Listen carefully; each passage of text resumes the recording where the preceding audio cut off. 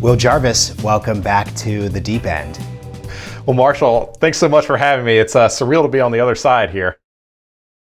Yeah, no, you and I have done a decent number of podcasts together. We've recorded at my dinner table right next door. We've also done the whole Riverside thing. So I think the studio box is definitely the most high-tech way to actually do this conversation. Speaking of previous recordings, when we last did a Deep End episode, you were leading research efforts at On Deck. Obviously, you still got your sweatshirt. That's of right. course. Would love to hear about what you've been up to and really how we should place you in this conversation about Valuebase and just the broader set of issues we're interested in focusing on. Yeah, absolutely. Well, maybe I'll back up a little bit here and just start at the very beginning of the story. As our friend, both of our friends, Lars Doucet likes to say, this is kind of the superhero origin story of why we do what we do at Valuebase. So I'm originally from Eastern North Carolina. I kind of grew up in relative affluence, but Eastern North Carolina itself, if you broke it off at Raleigh, kind of the capital, would be the poorest state in the U.S.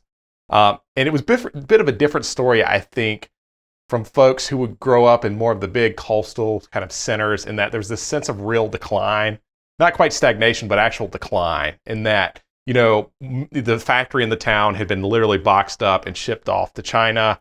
The town went from the 500th largest city in the U.S. to the 750th largest city while I was there. And there's a sense of really economic opportunities were non-existent and they were quickly leaving, and that America had some real problems at this time. And I was really curious about what was driving this lack of economic growth, particularly at the very local level. You know, the sense that things are getting worse, they're not getting better anymore, and we really need to try and fix that. And so I've always been thinking about that problem itself and what we kind of do about it. You know, I went to Carolina, a good state school, kind of like you, University of Oregon.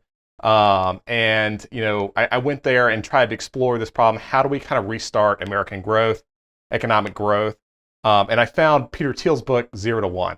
And it was quite influential in that this sense of stagnation. Tyler Cowen's Great Stagnation was also very influential. That, hey, wow, that's what I've been seeing, and now I kind of understand what's going on there, and what do we kind of do about it? Peter Thiel kind of talks about using startups and technology to try and juice economic growth, kind of restart kind of total factor productivity there. And I thought that was really compelling. So I left college and went and joined a startup as the first employee there. I spent 5 years there. It was very up and down, crazy ride. We built enterprise machine learning software for big banks and the DoD and Fortune 500 companies. You know, that company merged with a much larger one a week before the pandemic. And I went to this big company for a while, started this podcast because I was stuck inside, Narratives. Marshall, you've been a guest on it, like you mentioned earlier. And Eric Tornberg listened to it. He, hired me to go work at On Deck as his researcher in residence. I ran research at On Deck. And from there, I started, looking at this problem of economic growth. How do we get things started again? How do we really get productivity going again in the Western kind of developed world? And realized that startups aren't the full picture of the answer to the question, how do we restart American growth? What I saw, especially at On Deck at the time, being in 2021, this massive amount of capital had flown into the startup space from, we increased the money supply 2x, all this money starts flowing in, and you start seeing we're getting more startups, but not that many more startups. Most of the valuations are just increasing like crazy. And so that gave me the sense that, okay, there's some natural rate or limit of growth to how many startups we can actually get that will have a meaningful impact on the economy. And it's bottlenecked maybe by culture or something else, but it's not money that's the problem. And if it's not money, that makes it pretty difficult to solve, and something that I didn't see an answer to while I was at On Deck. So I started looking for kind of more answers there, and I was exploring. Along the way, I found some writings by a man named Lars Doucet. Lars is now my co-founder here at Valuebase. He had been writing about land economics, land, how it interacts in the economy with capital and labor. So traditionally, we think there's capital and labor, and Marx would say there's this great struggle between the two. Lars wrote a lot about the theories of Henry George. So Henry George was a political economist in early 20th century America who wrote extensively on land. So he said, Marx is wrong. It's not land and not capital and labor. It's land, capital, and labor. So land, it's an inelastic good. You can't create more location. Because you can't create more location, over time, land sucks up more and more of the economy. And because of that, you get this weird situation where you can have, immense technological progress, directly alongside immense poverty and inequality. So in San Francisco, I was in San Francisco recently. I was standing on the sidewalk with the Figma co-founder, Dylan Field. And, right across the street, Dylan Field is like a decabillionaire at this point. And right across the street, there's just like extreme poverty. And it's like, what is going on? The answer has a lot to do with land and, how when you create kind of excess wealth within cities, a lot of that wealth gets transferred to landlords in the form of increased rents. Stiglitz wrote this kind of, he proved the Henry George theorem in the 70s. And the Henry George theorem is the idea that if you create a public good in a city, so like a park, all the excess value and utility from that park is transferred to landlords in the form of increased rents. So long story short, we're looking at this problem, and I realize that Henry George's solution to this problem is to tax land rent. And if you tax land rent, called a land value tax, or you exempt buildings from property taxation, you get these immense economic growth and benefits. So Charles Goodhart wrote a paper right after the pandemic of Goodhart's law. He's the same economist. He's like 90 now. He's still kicking. He wrote this paper called Post-Corona Super Stimulus. It looks at the effect of shifting, about half of the taxes in the U.S. onto land rent. If you did that, you could increase real output in the economy by about 15%. So it is like kind of a solution to this economic stagnation problem that is achievable. It's something we've done before in the form of like tax shifts in the U.S. And so Lars and I started looking at this problem. How do we actually implement land taxes in the U.S.? We realized the biggest barrier, the biggest challenge to actually implementing land taxes and getting good policy is valuing land. We do a really bad job at valuing land. Land is this enormous real asset. It's a third of all real assets. So all financial assets that aren't paper, land is a third of it. It's about 70% of all real estate value. And we just don't have good methods of valuing it. And because we don't have good methods of valuing it, we get poor policy choices on the back end. And also there's all these other problems with mortgages, lack of liquidity, all of these different issues that we want to try and solve that are solved by better valuing this kind of enormous asset class. So that's kind of why we're obsessed with the land problem. And I know I word vomited at you, but that's kind of why we're working on valuing land and improvements in real estate in particular at Valuebase.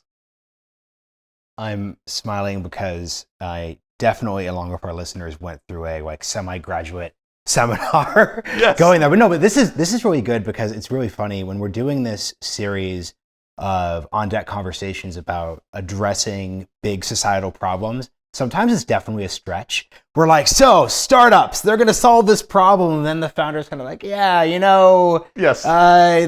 This is how this thing vaguely kind of relates, but you actually are dealing with a very direct, very straightforward thing. So thank you for proving our theses. Okay, so a million different questions, and then we'll get a little deeper. So here's the question I think always has to be asked of anyone who's focused on addressing a public policy issue through the lens of a startup. Why are you not running a nonprofit? Why are you not running an activism organization? I'm not saying that disparagingly. Yeah. There are just different venues for addressing these things. Like, there's a world where you and Lars just like upscale the podcast to make yourselves like the Georgism promoters. Like, why specifically is building a company in this space the best venue for addressing everything you really just eloquently articulated? Yeah, this is a really, really good question, Marshall. And it's something Lars and I spent quite a lot of time thinking about before we started this company is what is the right venue to kind of improve the world through this kind of lens of land economics.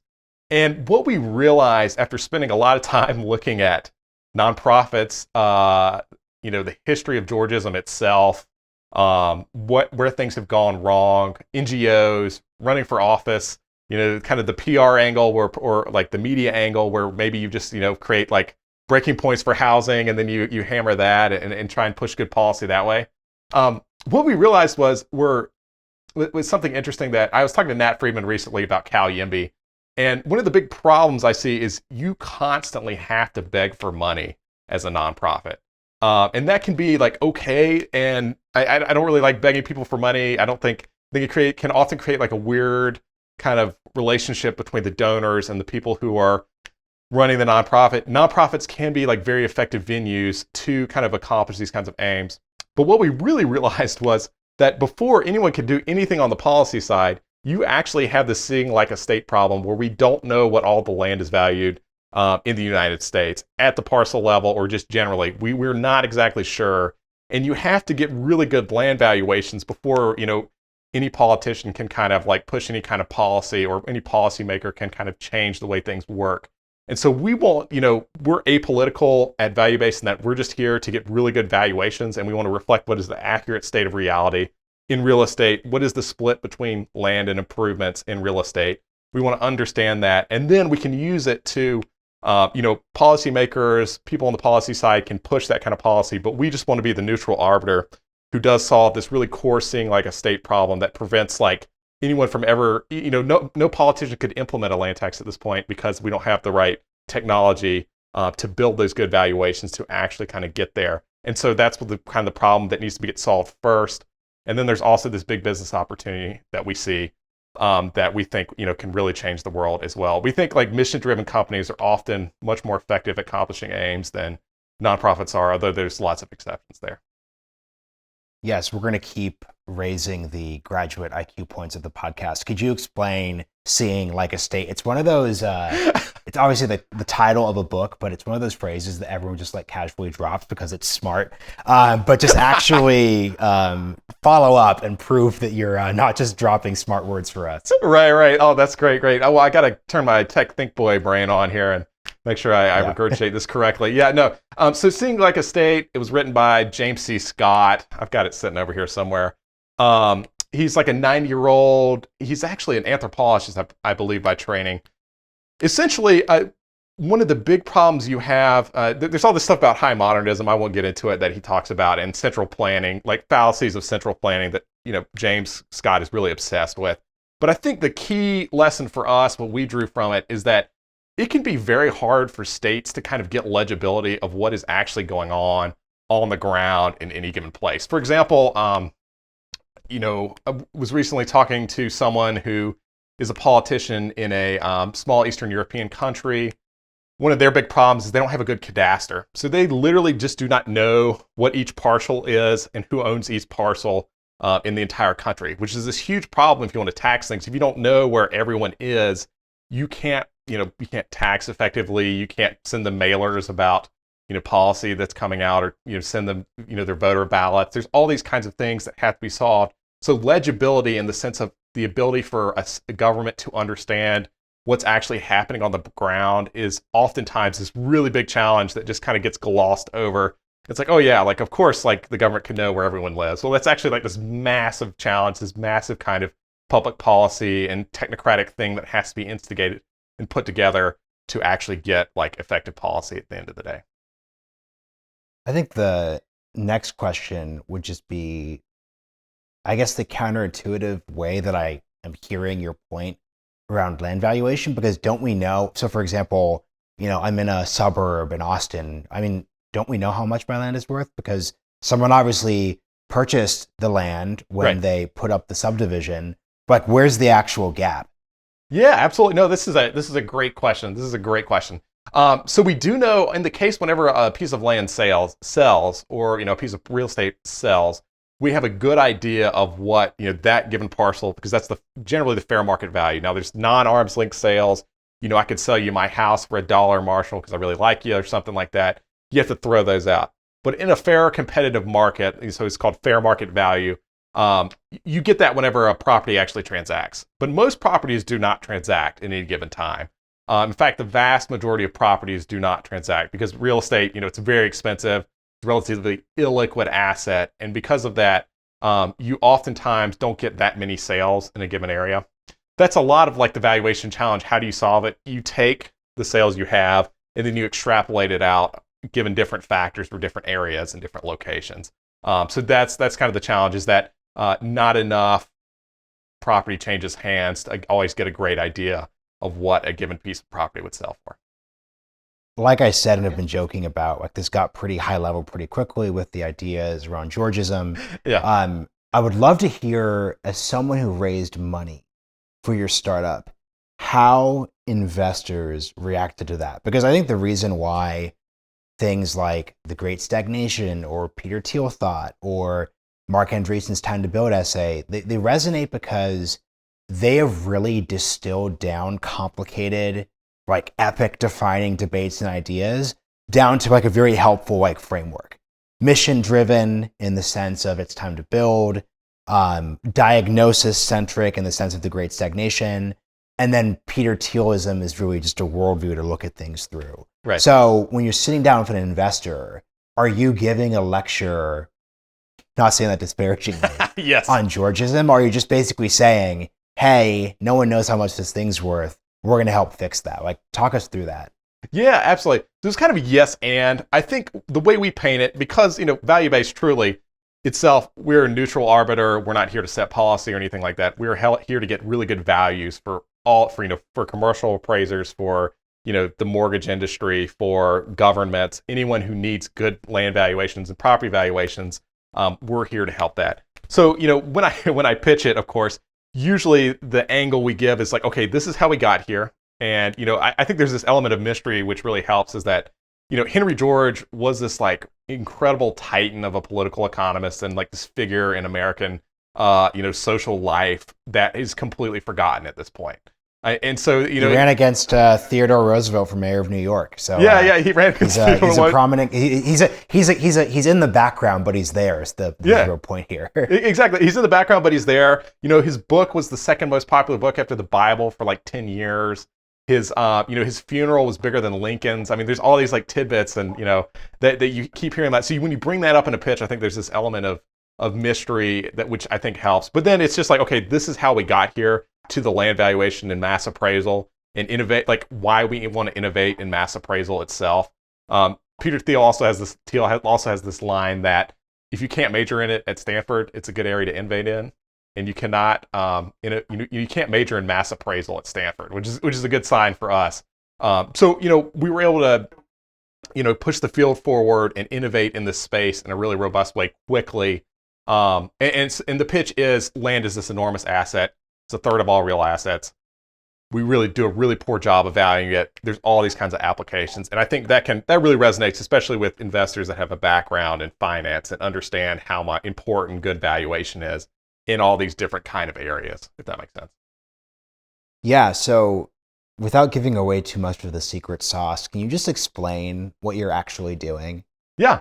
Absolutely. It's a great. Not this is. I know what you're doing. That's not an accusation. Right. That seemed very skeptical. No. What I'm just basically saying is, okay, we don't value this well. Yeah. We need to value it better. Yes. What's kind of the step after that in terms of how you're thinking about this? Yeah, absolutely. So I guess your question: how do you get a good valuation? Yeah. Yeah. Perfect. So what you do for us, one of the things that's really important to us is, so we take kind of how do I say this? A land-first approach to valuation. This is the other thing we realized. Most appraisers and people in the appraisal profession, it's all tilted towards the improvement or the property that is on a given piece of land. But we know that, there's really weird things that are going on. I'm sitting in my house here. My dog has like scratched the walls and things like that. But despite like him like tearing up the house, its value continues to increase year over year. So what's going on there? The locational value is actually driving. The building itself is depreciating. It's a capital asset. Everyone says, don't buy new cars because they depreciate. Well, houses depreciate too. What's the difference? They sit on a piece of location that you own. So to get good valuations, we take a location first approach. So, you take a given parcel and you look at you build a machine learning model and you feed in all kinds of different data about that parcel. So you've got things like distance, from green space, the school catchment. You've got distance from the city center is very important. How close are you to a highway? What amenities are nearby? What are the public parks, et cetera. So you feed in all this data about location information, and then you can get a good, and then you feed that into the, you add in the sales and transactions data as well. So you get some signal from that. And you can actually correlate, okay, a property that's this close to green space, that has, is this far away from the city center, that has all these amenities, and then you can add it back in the improvement value. So the house, it has all these features that are interesting, like a pool, etc. You feed that all back in, and you can build a model that will spit out a good valuation. Then you test that valuation against all the other transactions you have in something called a ratio study.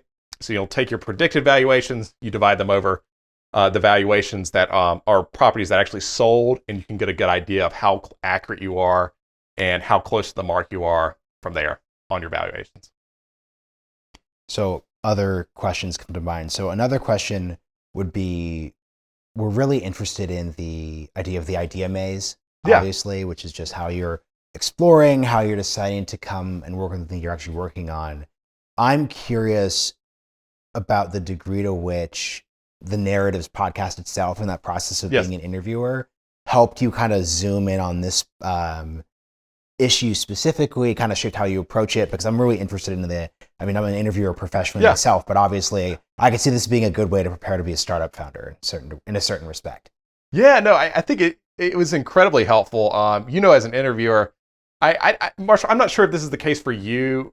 I'll ask you, I'll turn this around. Is this the case for you? One of the great joys of interviewing is actually getting to learn from the other person in like this kind of one-on-one setting, that it's, you're completely focused with this other person. It's almost like a tutoring session, at least for me, where I get to learn from this expert in this specific niche and really understand their kind of, their point of view on the world. I mean, narratives, the explicit goal of narratives when I started it was to understand the ways in which the world is better than in the past, the ways it's worse, which I think is really important, and how do we make it better? Like, what's the path? What's the path to kind of escape kind of this great stagnation, this kind of morass we find ourselves in? And so, by the time I went to start this company, I think I recorded like 100 of these.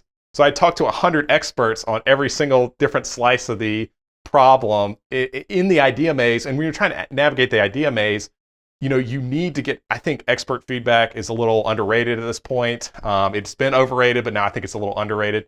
And you get subject matter expertise from a ton of people who are a lot smarter than you. They've spent a lot more time on it. And they can teach you all the follies, like don't go down this path, go down this other path. This is a better idea. And you can kind of, paint, you're looking at an elephant from a foot away, and you can kind of paint that picture in a robust manner if you talk to enough people. Could you speak about that expert advice is underrated point in the context of your peer-to-peer quote around if you can't major in it at Stanford, you're probably on the right path. Like they're not contradictory, but I think there's like some interesting space in between. Okay, this is good. Advise listeners how to find that space between those two things. There's a lot of discourse and kind of this like rationalist tech space or whatever about efficient markets. How efficient are markets? Under what cases are they efficient or inefficient? And I think, oftentimes, sometimes the market can be wrong, sometimes it can be right. And it's a very difficult thing to judge when it's right to go with the experts and when it's not correct. One thing I would say is if you can major it at Stanford, there's a good chance that the experts have figured out quite a good amount of knowledge that is useful in the field that you should copy and not try and think you're smarter than everyone else. It's this really weird balance where you need to be super humble and also like incredibly arrogant at the same time. I think all startup founders have to be incredibly humble and incredibly arrogant. And so I hate to say it, I think it's one of these things you just have to do it on a case-by-case basis. It's kind of like writing a humanities paper in that you've got to, it's often not quite objective. You just have to gather information from as many different areas as you can. There's like the sociological angle for us in that, mass appraisal, it's not really a sexy thing for most academics to go into. And so there's like a lot of white space there. Whereas, that's, again, this like kind of a sociological angle that you have to take. And there's all these different factors. So it's a very case-by-case basis. But I do think if academics have spent a lot of time and each person is kind of a set, perhaps here's a good rule. If people are not, if they come up with conclusions independently, and there's a lot of really smart people that have done that, you should probably go with whatever those people are saying. But if there aren't that many people or they're not very independent, then you can start questioning things a little bit more. Yeah. So back to the narratives framework. So you've done, over 100 episodes. You're basically confronting, give or take, roughly 100 different problems, 100 different people. What are some other spaces that maybe you weren't suited for, or your interests weren't quite peaked enough as much as this area, where you think founders should be directing their attention towards? So like, what's another problem we may see in the world where you think there could be an opportunity to build a startup in a similar way to you're doing? It's tough. It's really tough. Yudkowsky, I think, has this line that everyone gets like maybe 2 or 3 $20 bills of this size in their life. So, you should be skeptical. Going back to your expert question, it's very rare that you find like $1 billion opportunity on the sidewalk. So, I take all these with a grain of salt. I do think some of the things that I've been inspired by, I think people working on the death problem is really important. And perhaps, and I'm less bullish than most on longevity technology coming online in time for a lot of people in our kind of cohort. But I do think, working on things like cryonics, resuscitation, kind of expanding that window of how long we can bring people back after cardiac events is really important. Another on-deck fellow, Kai Micah Mills, is working on that problem kind of directly. He was just named a Teal Fellow.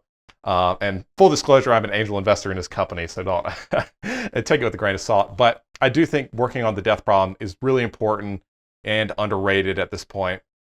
Other than that, I think it really is tough to say. Quick pause, because I think if you're read into the longevity space, the phrase death problem won't make you blink. But I think if you're not, you're going to say, wait, what do you... So like, obviously, there's tragic death, there are accidents, heart disease. People get that, but describing death itself as a problem is kind of interesting. Like, tell me more about that. Yeah, it's interesting. I'm 102 years old. I've had a good life. Like, what's the problem? Right. It's a great question. I think I think at the very least, I think death is a bad thing. I really do think death is a bad thing. And people have these weird thoughts about that, like, well, someone's been here for a long time, so we should just, it's okay. Or maybe they need to move on, they need to pass away, which seems quite kind of evil at some level to me, but I do understand there's some moral sentiment about that a lot of people do have. So essentially, I just wish people had more choice about their mortality, if that makes sense. It's quite inevitable at this point that we're all going to die. You and I might make it to 120 at this point if we're really, really lucky, really, really, really lucky. But not much beyond that. And, Marshall, I don't know about you, but I enjoy my life. It could be better in all these different ways, but it's a fun time. And I wish I had more kind of control over when that final day comes, at the very least, if that makes sense. Yeah, no, the podcast could have taken a different turn when you're like, are you enjoying your life, Marshall? Yeah, Marshall, do you need to and start the vibe crying? really changes. Yes. What I'm realizing though is, what I appreciate about your answer is, the actual answer is that if we could live in a society where everyone gets to live to 102 and die peacefully, that actually would be, if you're actually looking at what much of like the longevity work is actually focused on, like that's what it's actually focused on. Exactly. So like in my articulation of like, what do you mean a death problem? I'm 102 and everything's good to go. I'm like, okay, well that's literally like not most anyone. So there's a lot of work that we could get to there still. So another thing I would love to hear from you on is just your broad, just the what's next question, right? So you've got a really interesting framework. You've raised money, but what do you do next? Like, take me through some of like those steps. Yeah, absolutely. So the first kind of, so we've raised money. What's next? What's next? So we launched kind of in January. We raised this round end of November. Launched in January. We currently serve 6 municipalities across the U.S. The goal for us is to sweep across the U.S. and Western Europe and serve as many, taxing agencies as we can in the local government context, the state context, the national context, and really help them as much as we can on the mass appraisal side, get better valuations, make sure they help them with their workflow, solve the problems they have around valuation. From there, we want to expand into kind of commercial appraisal, residential appraisal, the mortgage industry, et cetera. But the first goal is to do this kind of local government, state government, national government focus. For us, we're really passionate about it. We found a lot of traction there, helping kind of people in the appraisal profession and the assessment profession get better values. And so now it's just building product, building this national kind of scale AVM or automated valuation model for land, and then using it in all these different kind of use cases. But kind of our core kind of target initial market is the local government context, is the state government context in the U.S. What's it like selling to government as a customer in this case? It's kind of funny in most startup contexts when you're talking about the selling to government context, it's really, DoD focused, Yes. like national defense. We did the American Dynamism conversation with Catherine Boyle, but in this case, you're talking about municipalities, like really, really deep local. Yeah. What is that part like? I don't quite have a mental model for Right. like the costs, benefits, difficulties, easy parts maybe. Yeah. Well, another American Dynamism founder, Garrett Langley, who founded Flock Safety, he actually talked to me early, and it was quite influential. We really like local government here. I think, so much of the national conversation is around, what's going on in the U.S. Senate or the Congress and things like that. But I think most policy, most good things that happen in your day-to-day life are driven by local government and the city manager, the tax assessor, the police chief, the fire chief, et cetera. As far as the go-to-market motion and selling to local government, Garrett told me something really interesting was like, everyone has problems that they're willing to pay for. And a lot of investors are scared of selling to governments because, they're like, well, they have these like archaic buying processes or something like that. And what Garrett told me is like, look, if they have a problem they really won't solve, they can find a way to pay for it.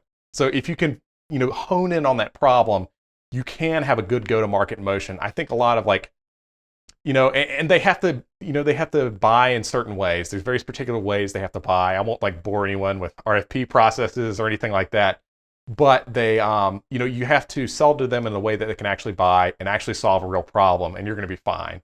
I really do believe that, but a lot of investors are still scared for, I don't know, reasons, just because it's not B2B SaaS or something like that. Obviously, Georgist assumptions are shaping the startup, your approach, but does long-term success require I'm saying this kind of jokingly, but like a Georgist revolution sweeping the entire country? Like, is there a version of this company that succeeds with a bunch of people saying like, whoa, like highfalutin 19th century, but AOD, I would like to actually value things better? Are these two outcomes tied together at all? For us at Valuebase in particular, these things are discrete. So for us, we just want to get really good values. We want to make the case and just show, policymakers that, hey, like this is just like all the public assets in your city. This is what they're worth. This is what your city is actually worth. All the locational value. Do with it what you think is best. Now we have some personal things we think would be best for municipalities and cities, of course, but we really do want to be like completely neutral arbiters. And that, look, we just provide really good valuations for our assessors and our appraisers and our local governments, and we want them to do with it what they feel is best. We're not kind of like, again, it's a seeing like a state problem. We don't want to cast our vision of reality onto them or our personal vision of reality. We just want them to do their job, be able to do their jobs better and solve the problems they have. Yeah, so in these last few sections, something I would like to hear from you about is, you were,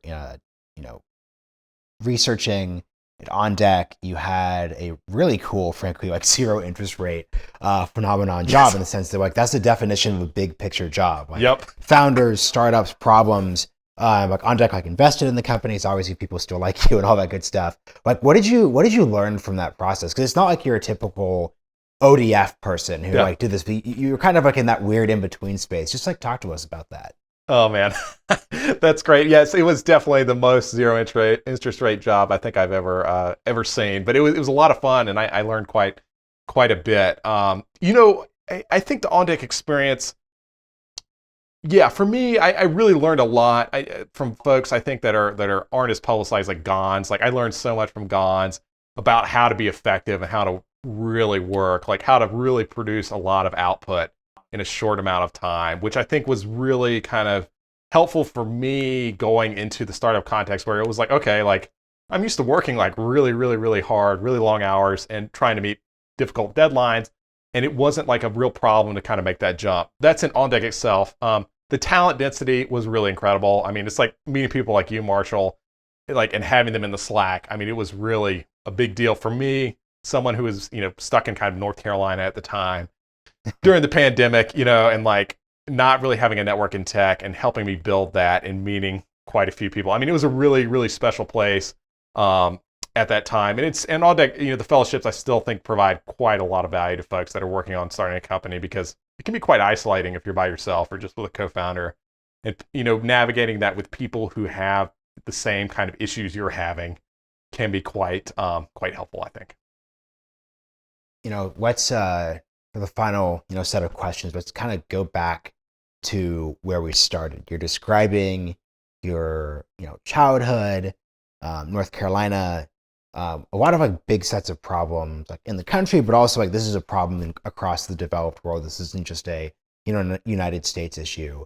Talk about housing, right? Because that's we're really, because if we're actually like talking to listeners and like what's the top of their mind, they're thinking of land, they're thinking of houses, they're thinking of those pricings. Can you just take a step back from value-based and just give us like a broad articulation of what founders who are thinking about these spaces? I'm basically asking you to put your Narratives podcast hat on here. Talk about housing, because that's like one of the big problems, quote unquote, we're interested in. Yeah. No, it's interesting. Housing, I think, an acquaintance of mine, Sam Bowman, wrote this piece in Works in Progress, which is called The Housing Theory of Everything. And it's this idea that, essentially all of our modern problems we're dealing with right now are downstream of, a lack of housing. Maybe it's because of zoning, maybe it's because of something else. But like, long story short, I think we feel this, especially as millennials and, Gen Z, just not being able to afford housing and, rents ever increasing. I saw a statistic recently that median rents have doubled since 1960 in real terms. And this is a real problem. It's, housing is the biggest line item expense for essentially everyone. And when housing keeps, the price of housing keeps increasing, this kind of cost disease problem, it's sucking up more and more and more of, your disposable income that you could be doing other things with. You could be having children. I mean, the number of people I know that are not having children because they can't afford, that kind of starter home, that initial house, is it is a humongous problem. It's finally getting a lot of traction. I think thanks due to COVID, where we had housing prices increase 40% year over year, and there's this real sense of like, things have just gotten completely out of hand. I think housing is the problem to be solved if we're going to kind of solve a lot of our political problems. I have the sneaking suspicion a lot of people that are interested in kind of democratic socialism, it's a lot of it's due to the fact that they can't become capitalists because they can never accrue capital. The main way you accrue capital in the U.S. is through housing, is through buying a house, and no one's able to get on the housing ladder anymore. We don't have anything in kind of that middle to lower kind of initial entry level kind of homes. We're not building those; they don't exist. And Marshall, you and I think we both rent. I mean, I'm 28. How old are you? 29? And 31. 31, a little bit older, but it's the same distance, right? Our parents were buying homes at this time, and it's and we don't even live in the huge metros, right? We don't live in New York City or San Francisco. We live in Texas and North Carolina, and even here the problems have kind of gotten out of hand. So I think, housing is this, and particularly the cost of housing is the real problem that is really important for us to deal with. And I think we face this choice as a society that housing can be an investment or it can be affordable. And, it's up to us which one of those we want it to be at the end of the day. So for the last question, I want to get very literal and just ask you about how folks in broad startup land should think about land itself, right? Think of some of Balaji Srinivasan's posts, like land versus cloud. Just really comes to mind the second I think of your company. Just where does like deeply in real life soil, right? To your point about where the actual foundation of value of my home's coming in from. How does that just fit within like the tech imagination right now, especially after the initial COVID period? Location and land, despite like everything with the network state and remote work and things that have kind of come online post-pandemic, I think we still face this challenge that, we still want to live beside all these amenities and all these agglomerations. There's all these agglomeration effects that are very important to us. And in tech, you could think of a lot of the VC-backed startups as being these weird transfer mechanisms from California pensioners, that the pensions of retired teachers, to the VCs who take their cut, and the VCs give it to the startup founders who pay exorbitant rents in San Francisco, and then that money gets transferred to landlords. So it's like a direct grandma to landlord pipeline or something like that that's going on. Mhm.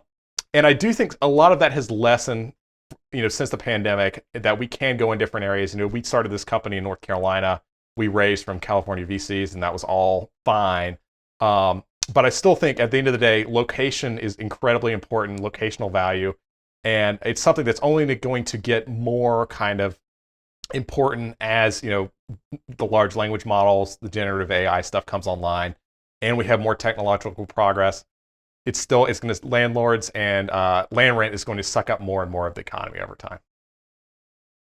That is that's a little bit of a bummer to end on. Give us something positive. Positive? Other than Valuebase is crushing it. Wait, let's take that as a given. Give us something positive to end the episode on. Something positive. Okay, that's a great question. I think Builder's Remedy in California. Do you know much about Builder's Remedy? No. Okay, this is really good. So essentially, Cal, which is California, yes, in my backyard. So it's loosening zoning so more housing can get built.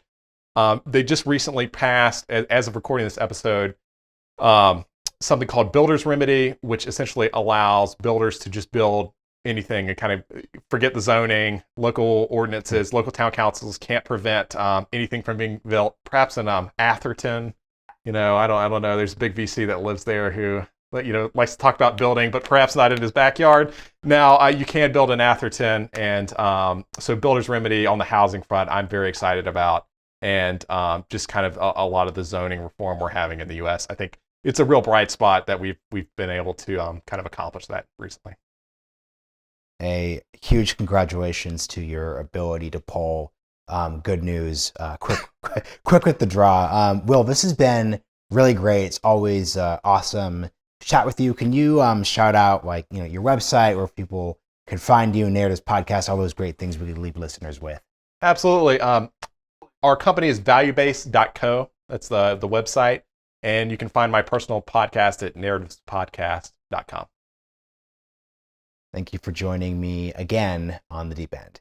Thanks, Marshall.